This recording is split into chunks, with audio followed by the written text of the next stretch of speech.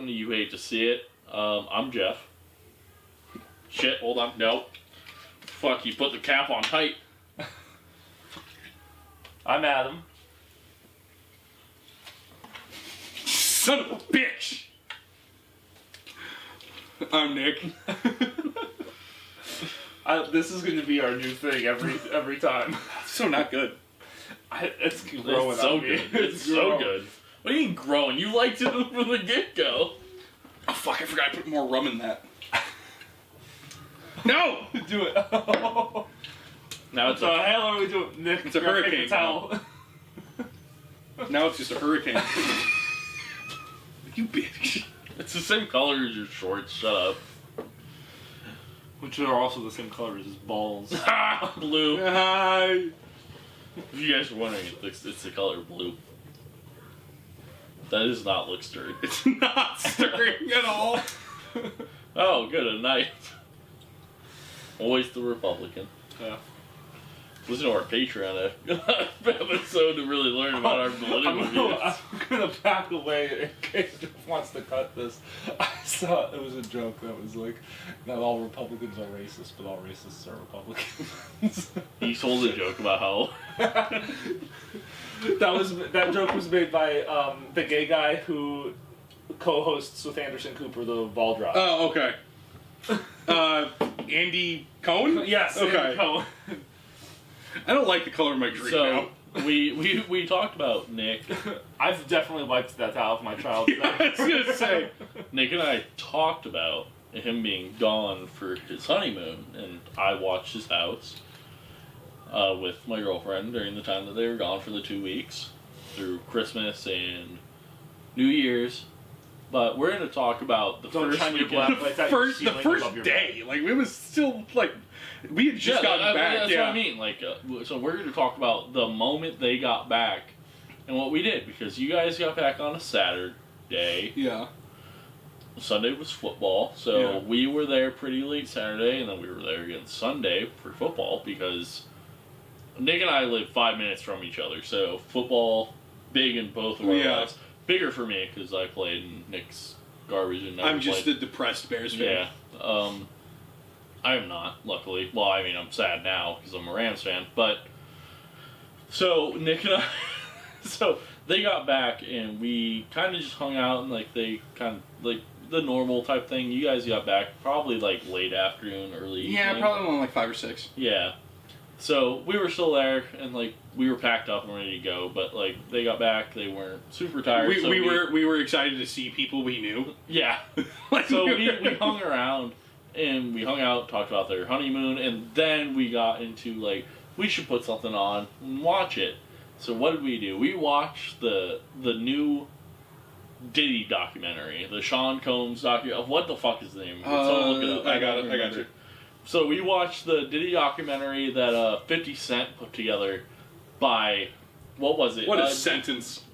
Diddy had a... So Diddy was hired a videographer. Yeah, for his trial. Yeah, the trial, and then he was like, if I am like acquitted. He wasn't like if. He was like, when I'm acquitted, Yeah. I am going to make my own documentary. He never paid the dude. Yeah, he didn't pay the guy, so the guy had all the video and everything, wasn't paid, so he just had it, and then 50 Sean Cent, Combs' The Reckoning. Yeah, Sean Combs' The Reckoning is the documentary on Netflix. So 50 Cent being the most petty man that we've ever seen in our lives, and it is It's a work of art. glorious that he is so petty. Beautiful. 50 Cent paid for the video that Diddy had made for when he was acquitted. He was not. 50 Cent bought the video and then made an entire 4-part documentary series. Is it 4? I thought it was 4. Okay. It was 4, and all of them were over an hour long. Yeah.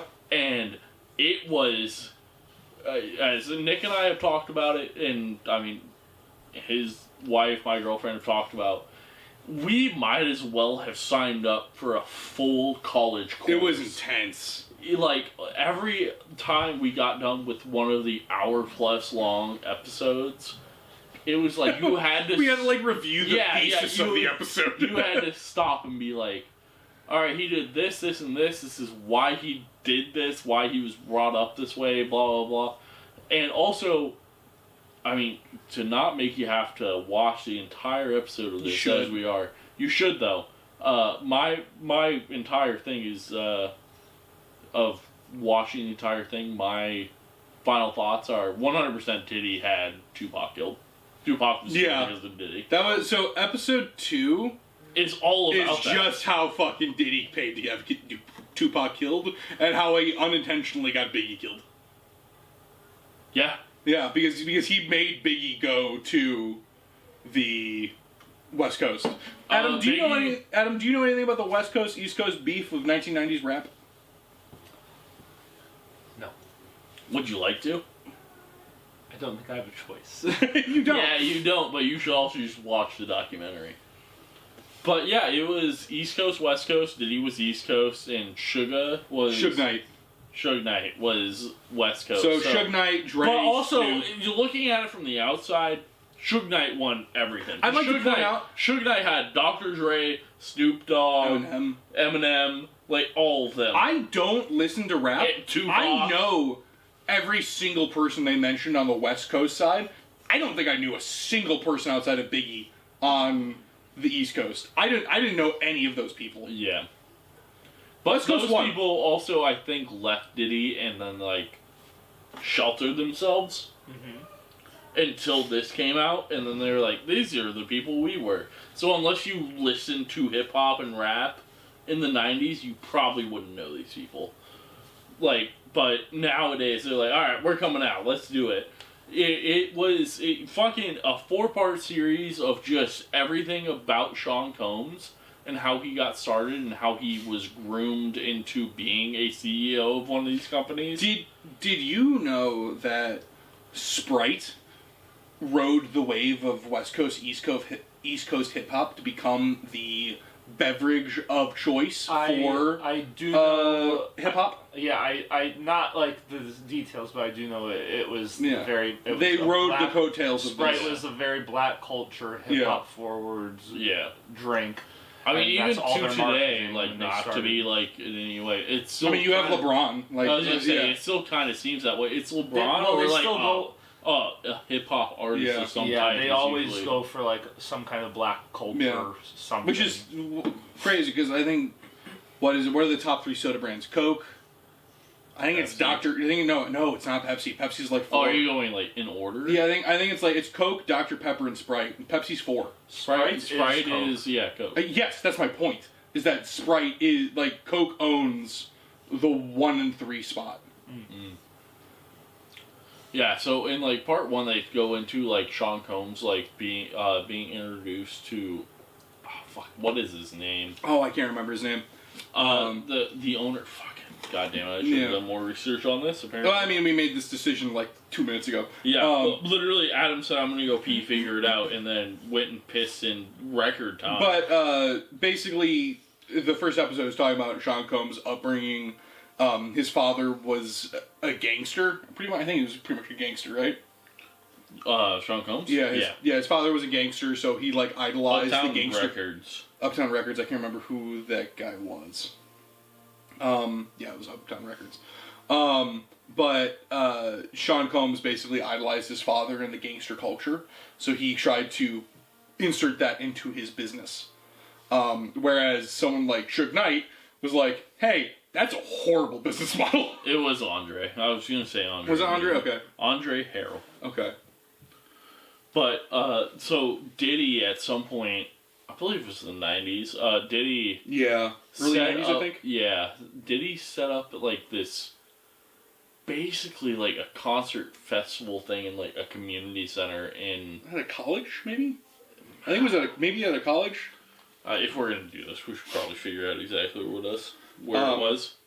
Yeah, we should probably give the actual location. In New York.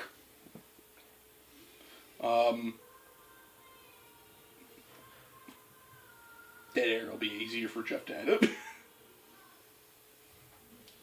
Yeah, it was a college. City College of New York City, so CCNY, in 1991 on December 28th, he had this basically like a little concert festival type thing planned where he wanted to bring back to his like home roots, hometown type thing, and into the hood, lesser areas type thing where they wouldn't get this type of thing.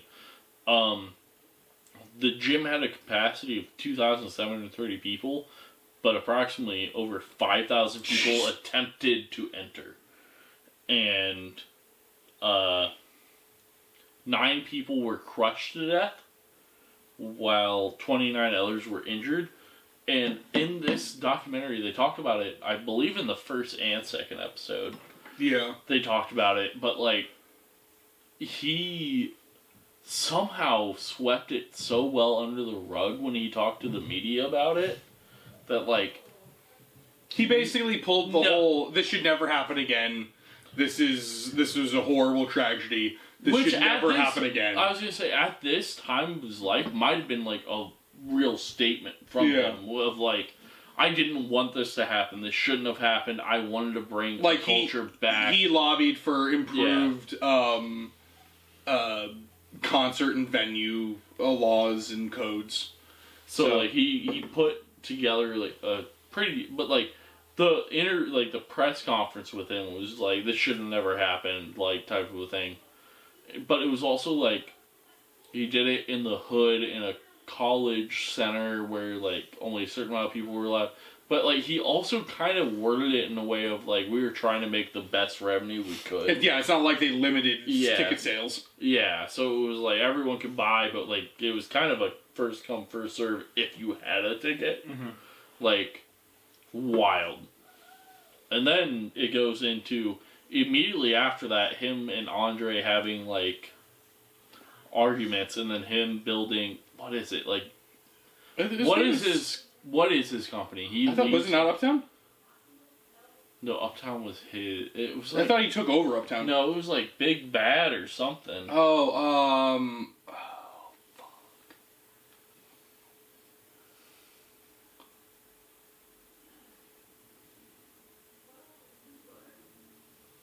Fuck. What is it? Bad Boy Records?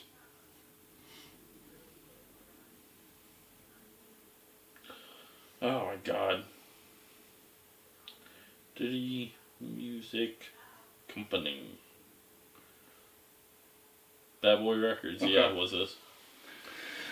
So yeah, he creates Bad Boy Records and he brings all of the entire talent. No, it wasn't all the entire talent. He made the deal with Andre that Andre said, if you're going to create something, then whatever, but the only person you can bring is Biggie. Because Biggie was so new but so popular, he was like, you can bring Biggie with you.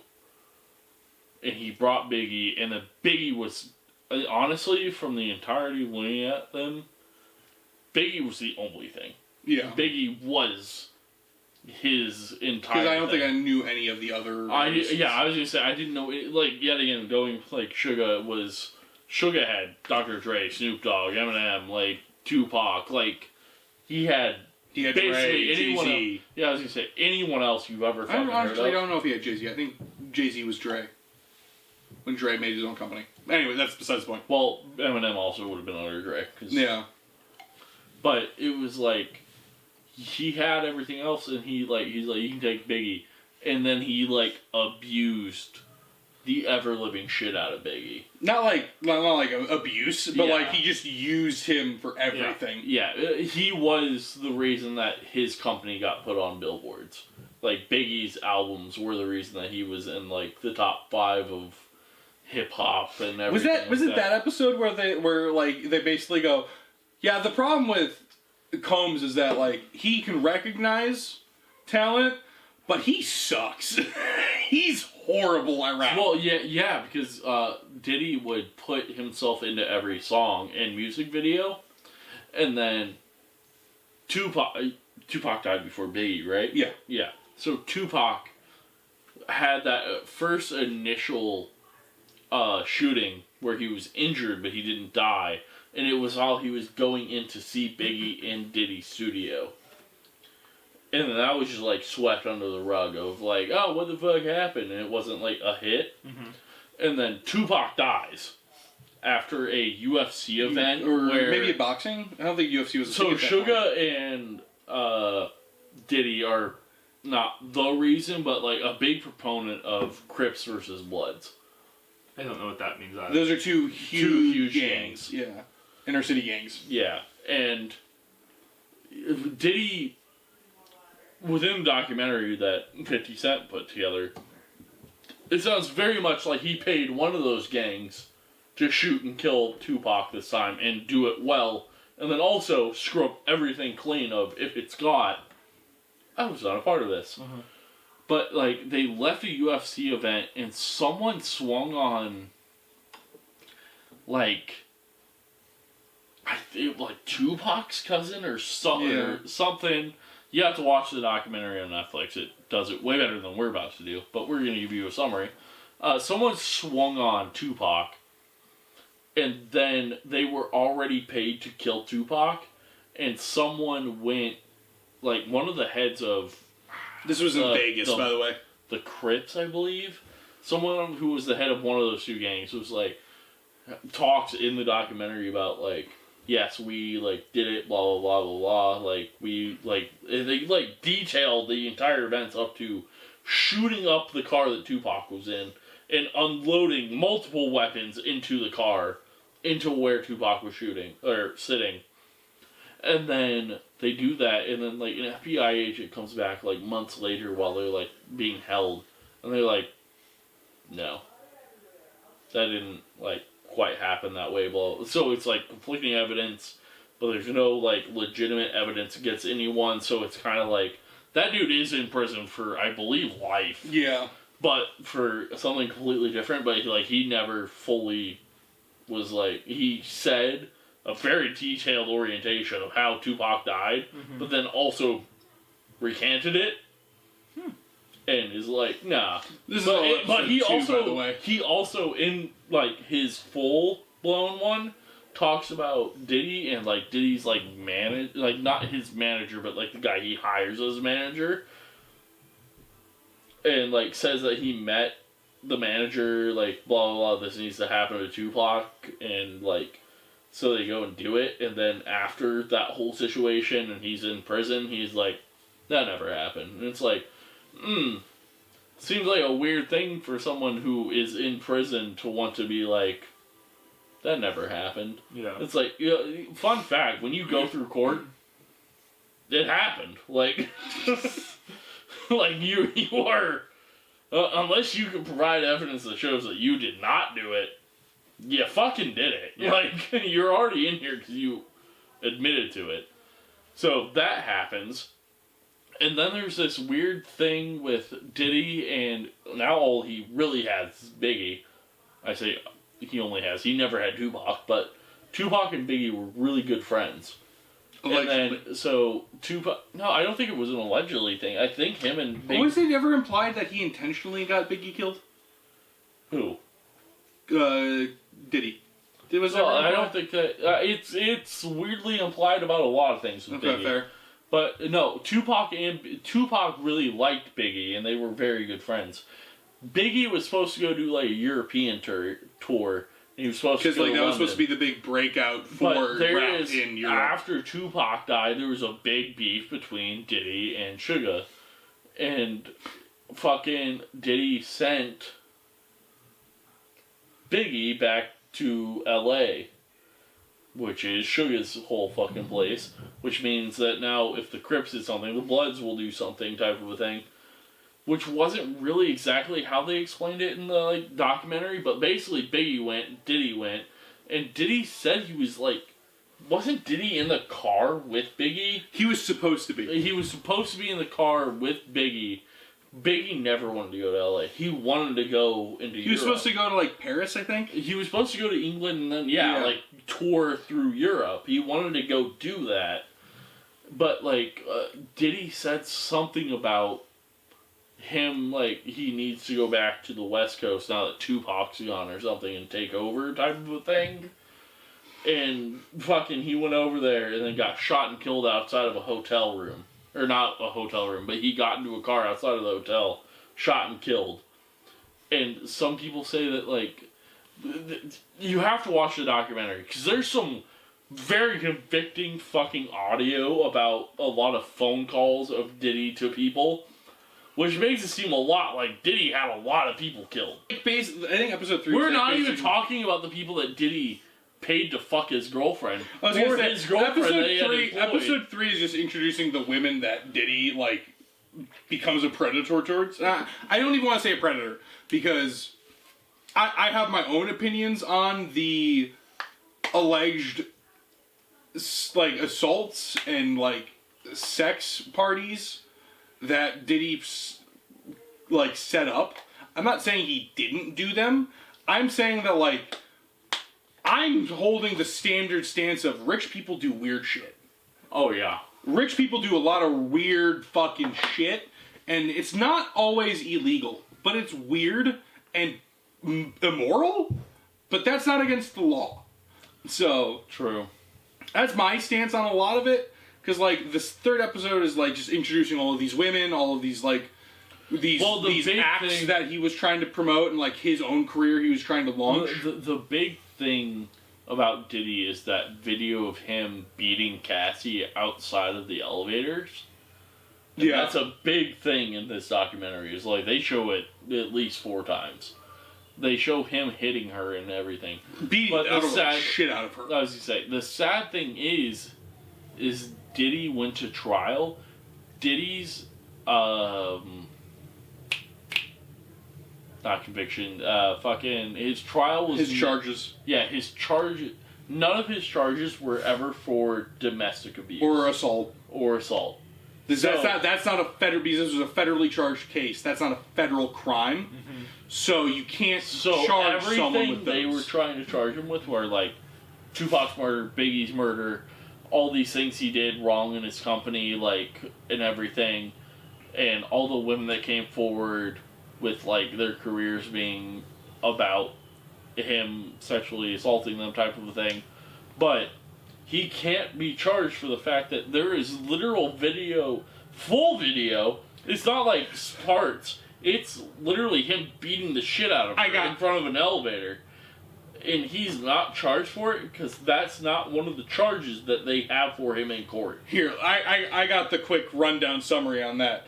These are all federal charges. There is no federal charge for assault. Those are all state charges.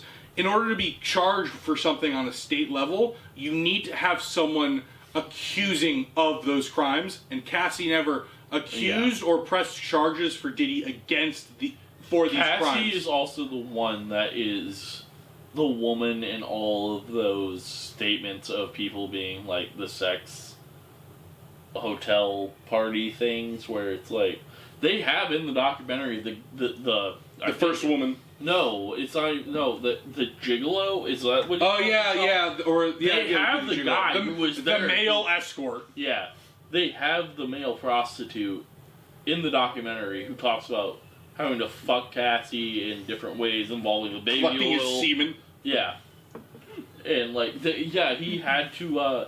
He talked about how he had to come in jars.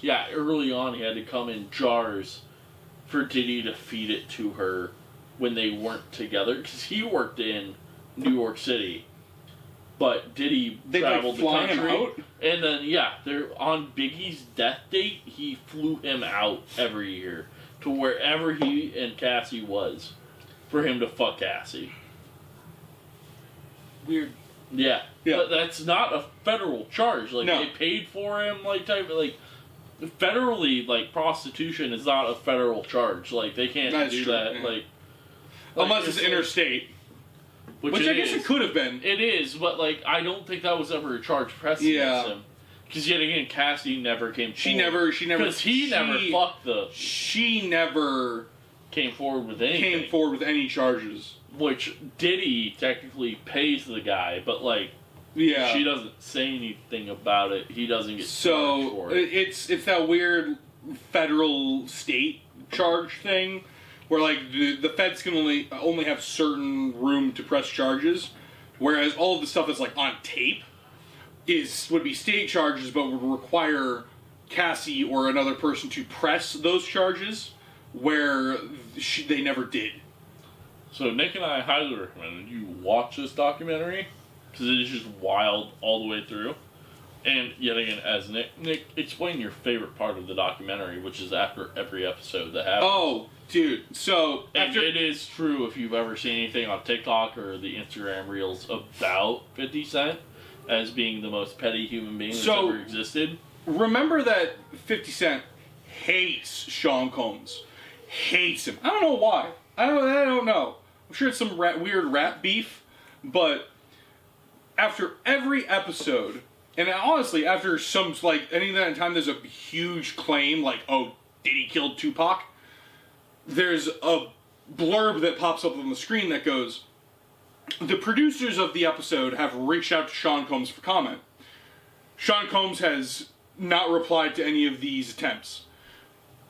If you again, Diddy made this, or 50 Cent made this documentary. If you just reply, Curtis Jackson requested comment for the claims made in this documentary from Sean Combs, it is so much funnier because it's just basically going, 50 Cent asked Diddy if he fucking raped people. 50 Cent has not replied. 50 Cent asked Combs, 50 Cent asked Diddy if he killed Tupac. Tupac has refused comments. And that's the entire documentary. Tupac's dead. Did I say Tupac? I'm trying to say Diddy. I'm hammered. You've said the wrong thing. Let's try this again. Let me try one more time. 50 Cent produced the thing, and at the end of every episode or big thing, it says producers have tried to reach out to Sean Combs. And if you just switch out producers for 50 Cent, it's much funnier, especially if you've seen anything on Instagram Reels or whatever Facebook's stupid version of that is, or TikTok. Stories? Sure. Or Reels? I don't know. I don't even... I mean, like it's like 50 Cent has always been, like, weirdly kind of trying to make hip-hop and rap clean, in a way. Almost, yeah, he's trying to, like, remove the gang element, almost. Yeah, I don't even want to say, like... I don't want to pin anything on 50 Cent of, like, what his agenda is, but 50 Cent's always kind of been... He understands for the people type version. He understands it's a business, and if he runs it like a business instead of a gang, it'll work better. Yeah, because he bought the video of... Because in this documentary series, there's video of Diddy in his... Like days before the trial. Yeah, like days leading into the trial, with him talking about, like...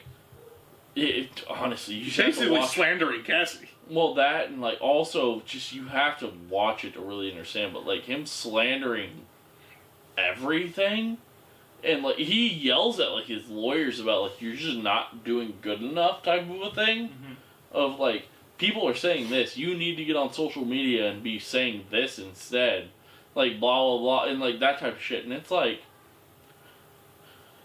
it's a weird thing to watch as, like, an outsider compared to, like, anyone in the legal field or his field or, like, but it's, like, and then, like, we're watching and it's, like, you have to realize that, like, 50 Cent has watched this video and been, like, I can make the most damning fucking evidence or documentary about this. I'm gonna do it. And then he's like, and then at the end of every episode, he's like, producers have asked Sean Combs about his statements of this. There was no reply, and it's like, 50 Cent, we know you're, like, a petty human being, like, we've seen the fucking interviews. Just say that. Yeah, there'll be interviews with, like, E.T. where he's like, yeah. Where he's like, so where did you get the footage? And he just gives a shit-eating grin of, like, well, I don't know, you'll have to come to your own conclusions. But it's like, he could literally just, like, in that section, it could just be, like, a lean into his face and be like, he didn't fucking respond. And it's like, 50 Cent's correct. We're right. I mean, so, like, at the end of the documentary, my conclusion is once again. I don't have a conclusion outside of fucking mad. My conclusion is that for the charges that Diddy was accused of, he was not guilty. That being said, there's video of him beating the shit out of a woman. I would not say that he's not guilty. For the charges on the legal charges, he's not guilty. He was found not guilty, therefore he is not guilty. No, he's not, because he's serving time. He's not serving time for the prostitution. He's serving time for, actually, no, he might be serving time for interstate prostitution. Of the one thing we said that he wasn't fucking charged of. He might be serving time for interstate prostitution, but, none of, the actual, conspiracy, the huge charges. Because he was given time served. Well, yeah, you can't charge him on the conspiracy of killing Tupac or Biggie, because you don't have a reliable witness that's or evidence. If you're convicted of a crime previously, you're no longer a reliable witness. Yeah. I mean, you have nothing that states, yes, this is what happened, and this is what he did. And then years later being nah, man, I was trying to get out of my murder charge, blah, blah, blah. Now I'm here. That never happened. No one can charge anyone off of that statement alone. It's well, alright, cool, now we have two conflicting statements from the same person who says they killed him and now they say they don't. Unless we have a legitimate eyewitness, which, fun fact, eyewitnesses in cases, not super viable, because that shit can change at any point in their life. The only way to actually convict someone of conspiracy or hiring someone to commit murder is if the person they hire is actually a cop and they get it on footage. That, or they have written down statements of every conversation they have with them. So it just doesn't work. From the charges made, from everything made available, Diddy did horrible, immoral things and beat the shit out of a woman. But the charges he was the actual meaty charges that were pressed against him, he was not found not guilty of, which, to be fair, is understandable. Because as the jurors said because they found jurors and fucking talked to them, he was not on trial for domestic abuse. He was not on trial for assault. Therefore, they could not find him guilty on the things he was charged of. Not charged of. He was never charged for domestic abuse. No, that's the point. Yeah. He was charged for a lot of things that you could never put 100% evidence against, unless, sadly, Tupac or Biggie were alive, or there were people with him that survived and got good eyewitnesses are not.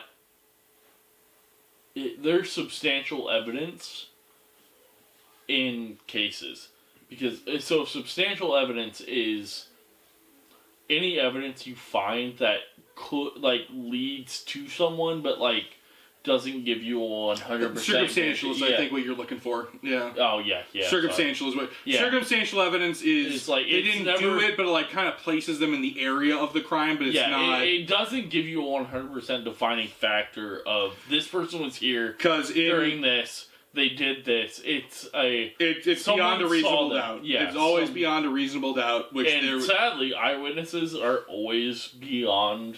Reasonable doubt. Which is why defense attorneys will try and discredit eyewitnesses they're bipolar. If an eyewitness is bipolar, they're immediately not a great witness. Not even that. If you have they have a drug problem or an alcohol problem. Well, yeah, but if you bring up an eyewitness that's, let's just say, for a crime that was 20 years ago. Yeah, exactly. Or just anything that anyone could have just been doing their day-to-day life, and you bring up an eyewitness and you're what do you see? And they explain it, and it's well, did you 100% see this person doing this at this time? And it's no, because I'm a human being, I'm looking forward, this is everything in my fucking view at this time, and it's they might not have seen this person doing this, and it's that's why eyewitnesses are kind of shit in most fucking cases. But yeah, no, Diddy Documentary, highly recommend watching. Does way better than what we just did. So True. but it is wild. Like every episode, we stopped and we were like, by the time we were done with it, Nick and I looked at each other and we're like, we should have done a whole college. Like this is like a college course, like a minimum of like a 200 level college course. Like, just sit down and be like, this is everything that you need to know about this situation. We're like, why the fuck did we do this? And then Nick went, we should watch something else. And I went, okay, because it was like 8:30, 9 p.m. when we finished it. Nick went, alright, let's watch this 5-part documentary on Waco, Texas. And then as we watched it, I realized, I don't think Nick knows what the fuck Waco was. I knew very little about Waco, apparently. Like, as we watched it, Nick was like, this fucking happened? I was like, did you think that Waco was just a cult? I thought it kind of just happened. I didn't realize it was a 15-day thing. No, I was gonna say, most people realize that, like, Waco was what's in this? What are you doing? You grab that, put it to your face, we'll end this like this. So, when you edit this, just slowly zoom in on the two of us. Yeah, no, well,